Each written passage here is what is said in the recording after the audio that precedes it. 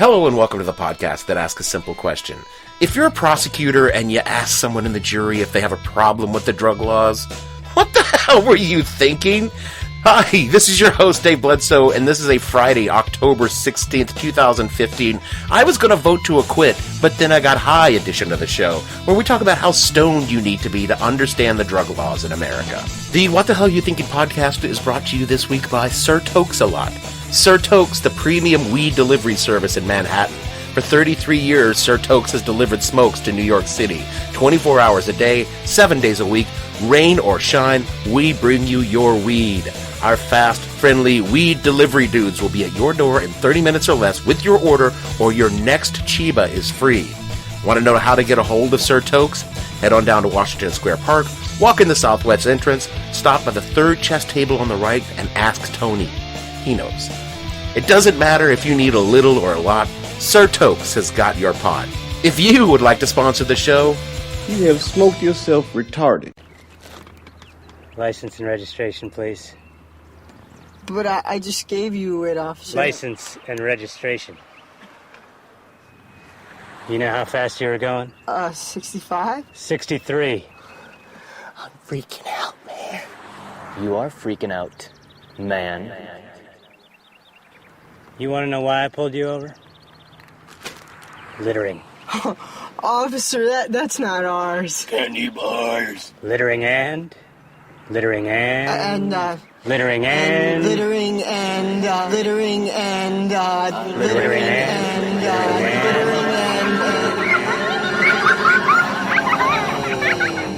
Littering and smoking the reefer. Now, to teach you boys a lesson, Officer Rabbit and I are going to stand here while you three smoke the whole bag. Please, no. This week found me down at my old stomping grounds at the Manhattan courthouse, where, surprisingly, I was not being sued for child support. For the last time, I don't know your mother, and I never even went to a Sugar Ray concert, okay, Todd? Sugar Ray, seriously. If I knocked up your mom at a Lilith fair, sure, but Sugar Ray, there's no fucking way.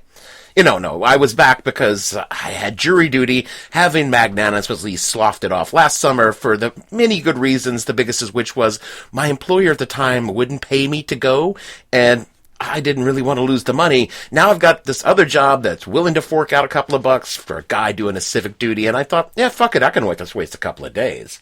I'd no more than taken off my shoes and pulled my binky from my bag when the clerks were calling me down the hall to a courtroom along with 60 of my closest friends. And from 60, 20 were chosen, and... Oh, God damn it! God damn it! God damn it! If my ass wasn't sitting in the fucking jury box. Now, normally this is the kind of case which I'm not allowed to talk about details, but... you might infer from the topic of this week's show that it wasn't a murder trial. The judge even straight out told us that it would be no big deal. It would be like a 3-day trial because, a person's life is really just something you want to kind of get out of the way as fast as possible. All I had to do was keep my mouth shut and ride the whole thing out, and I could have had an easy, 5-day weekend. But if you've ever listened to the show, and chances are you haven't, you know that that's just not going to happen. Because I got this crazy idea that when people ask me a question, I don't like to lie about the answer unless the answer was knocking up someone's mom at a Sugar Ray concert in 1999. I knew it! Shut the fuck up, Todd! I had the jury questionnaire and I told the truth. I've been a cop in a past life, and a good chunk of that cop work involved drug interdiction investigations, because every cop's work involves drug interdiction and investigations. All the police officers know that the drug problem in America... I say this calls for action, and now, nip it in the bud. The sweet, leafy, green kind, bud, because Fife was on the shit. He was hitting a pipe like no tomorrow. I'm sorry, I got distracted again. And later, when the prosecutor asked if anyone in the jury had a problem with the drug laws, I raised my hand and I stated clearly, for the record, my opinions on how the drug laws are in America, and I'm going to quote myself here. Well, now, that is some fucked up shit. The judge was pretty quick to cut me off, stating that my views, however progressive, were basically what everyone in the urban Northeast thought that our drug laws should be, which, obviously, I said, well, doesn't that just beg the question?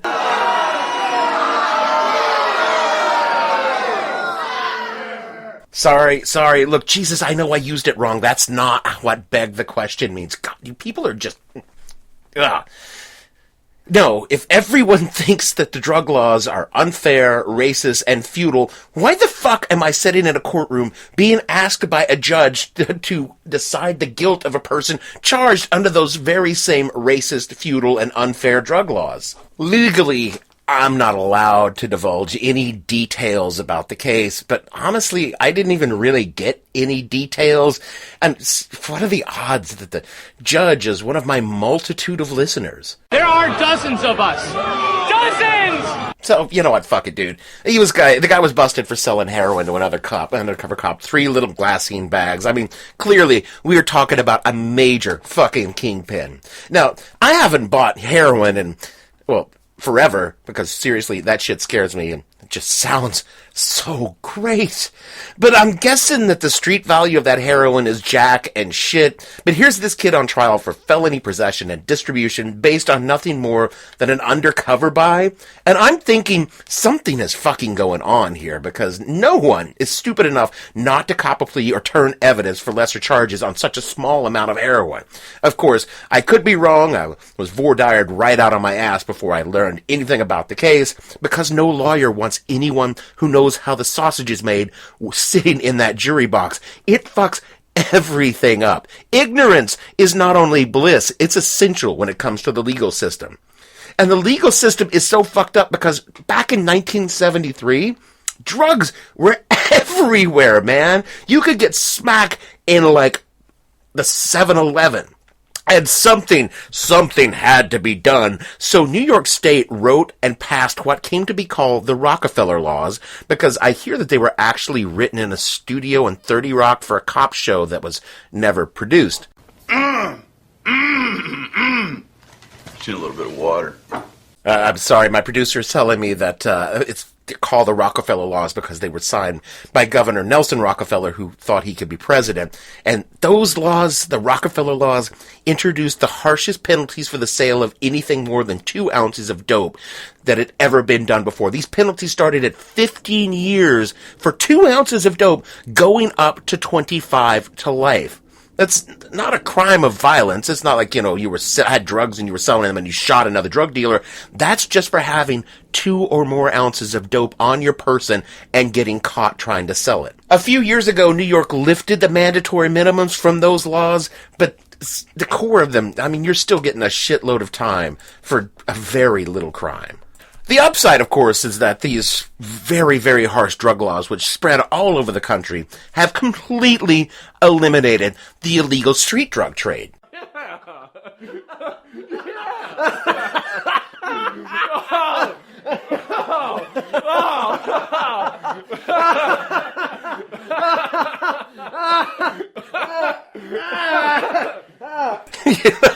What is really so funny, is to me at least, is how the advent of the drug war created this mythology of drugs that looms so large in our psyche. I mean, human beings have been doing drugs since the first time Ook stood in a patch of pot when a wildfire blew through. So what is it that happened in the 1970s that made America lose their collective shit over people getting just a little fucked up?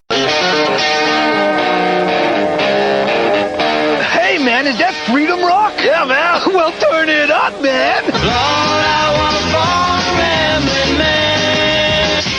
Oh, that's right. The 60s happened. Oh, all those dirty hippies made people get really upset about drugs. Or was it something else that happened in the 60s that made people really upset? Our forefathers weren't the Pilgrims.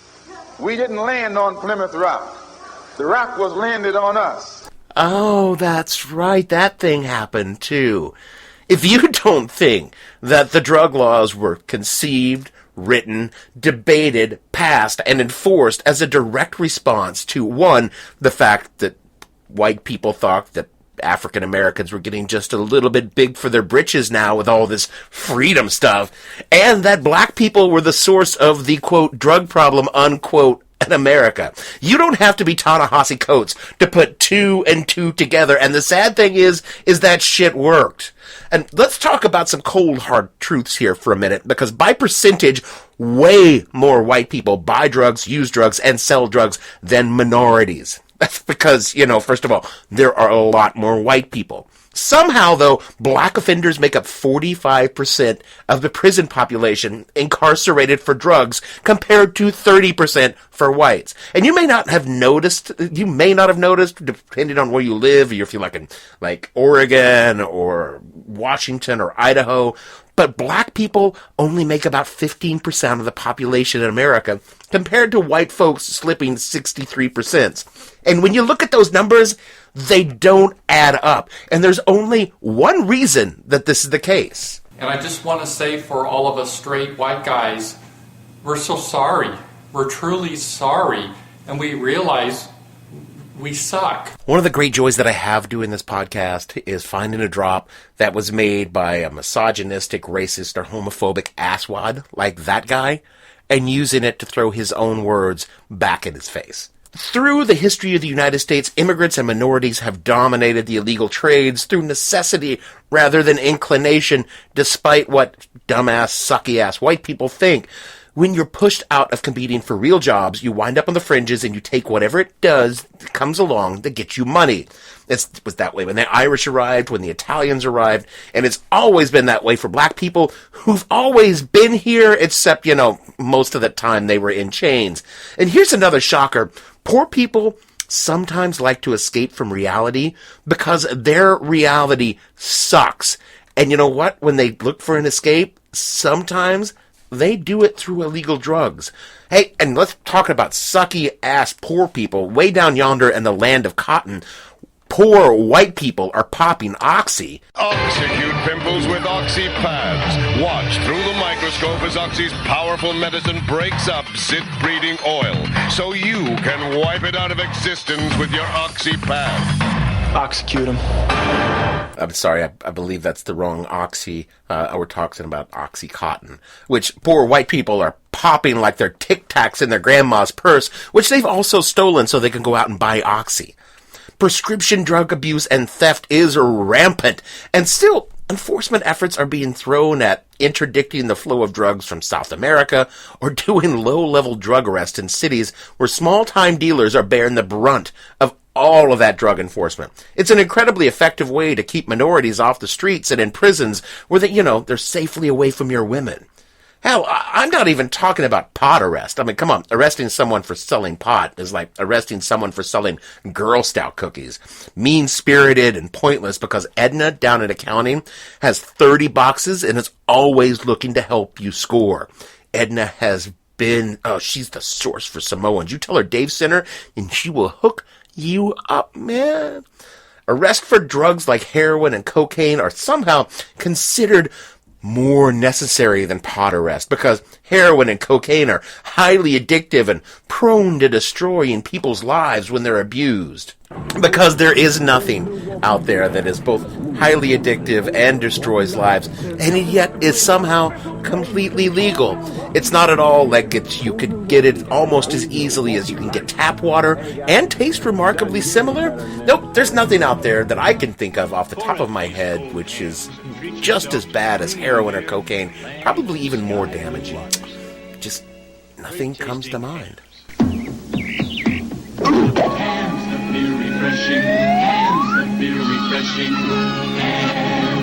I am willing to admit that the effects of heroin or cocaine, and particularly meth, are more deleterious than smoking a bowl of Chiba and falling asleep while watching NCIS reruns on Netflix. Oh, Gibbs, you're so sexy. And that those addictions should be treated, but there's also a certain truth that says some people don't want to be helped. Some people just want to get fucked up and be left alone. And you know what? Those people are going to get their drugs no matter what. So why are we inflicting the criminal justice system on the buyers or the sellers? It's time we got out of the business of criminalizing shitty life choices, all right? If you want to do that, it won't be long before someone shows up and Starskis and Hutches my door for wasting my life on this shitty goddamn podcast.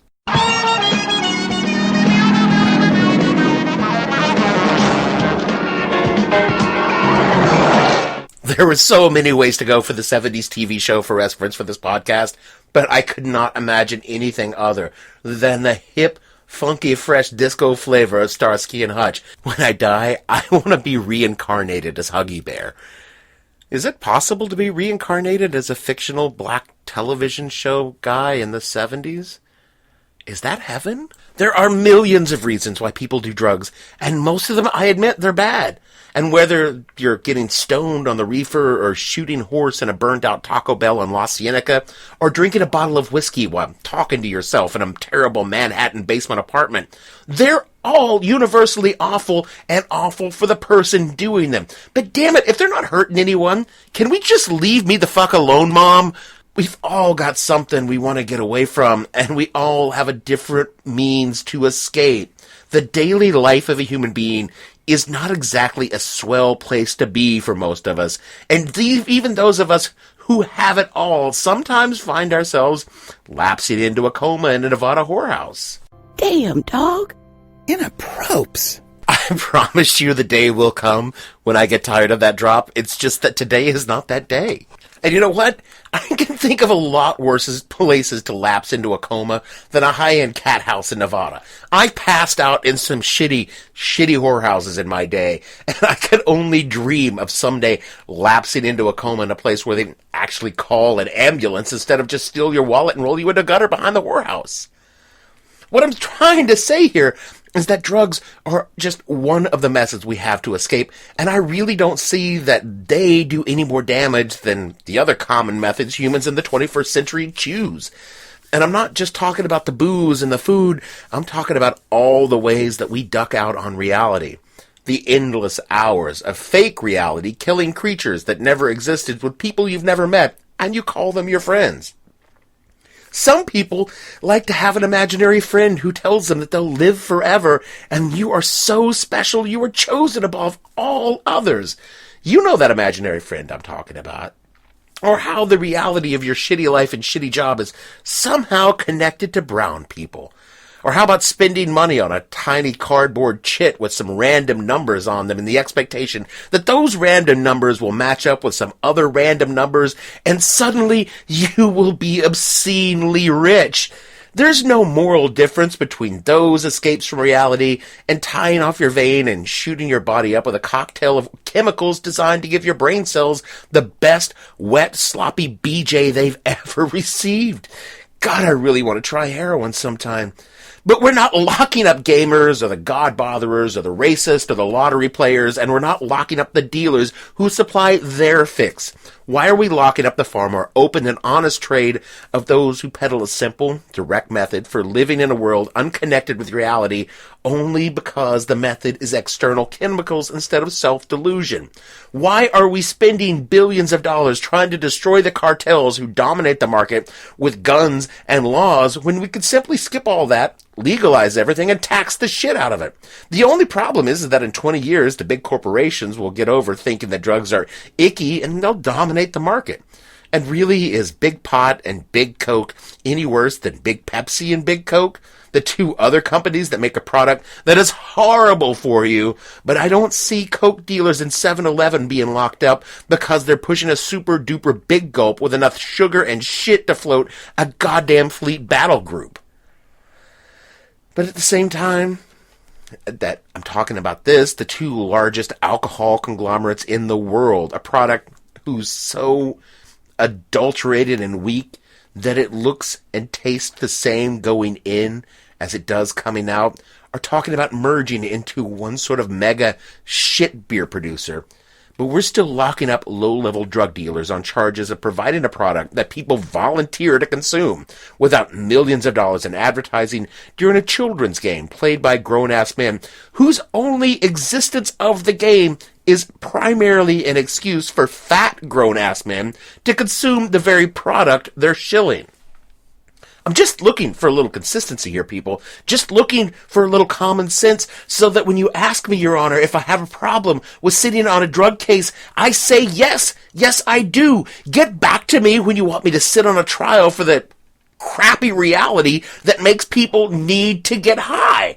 I will happily vote to convict. Until then, leave me alone, and for God's sake, someone get me a new bottle of Jameson. This one is almost 3/4 full. I can almost feel myself think right now, and no one here wants me to do that. Support for this podcast comes from Microsoft Teams. The world has changed, and Microsoft Teams is there to help us stay connected. Teams is the safe and secure way to chat, meet, call, and collaborate. To learn more, visit Microsoft.com/Teams. Support for this podcast comes from Goldman Sachs. What do Goldman Sachs experts and leading thinkers have to say about trends shaping markets, industries, and the global economy? Stay informed with the latest insights from Goldman Sachs on the economic and market implications of COVID-19. Available on our podcasts at gs.com/COVID-19 or any of your favorite podcast platforms. That is it for the show this week. We start, as we always start, so often by thanking the band Hypnostate for providing the theme for the show. You can find their work on Jamendo.com. Does anyone else notice that Jamendo sounds a lot like Jameson? Jameson, that legal drug that makes me happy. We thank you for taking just a little taste, and we will see all of you on the comeback, because we always see you on the comeback. You can see little Ray Ray down on the block, or you can just go to iTunes and Stitcher. Whatever high-grade podcast shit is sold in your town, we're there.